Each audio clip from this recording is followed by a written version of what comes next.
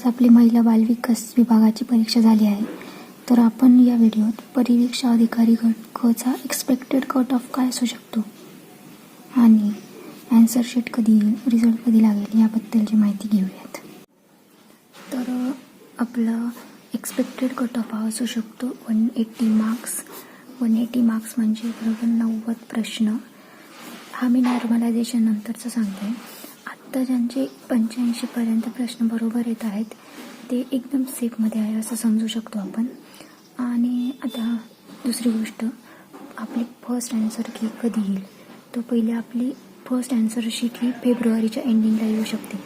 म्हणजे हे मी याच्यावरून सांगते की BMCचा जो आता कार्यकारी सहाय्यकचा पेपर झाला तो 2 तारखेला शेवटची शिफ्ट झाली आणि त्याचा आपली फर्स्ट आन्सर की आली 16 तारखेला.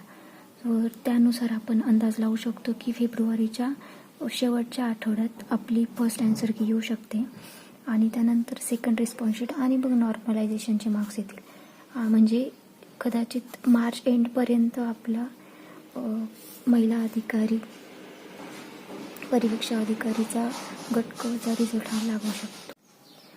तर व्हिडिओ आवडला असल्यास नक्की लाईक करा आणि तुम्हाला काय वाटतं ते मला कमेंटमध्ये नक्की सांगा. थँक्यू.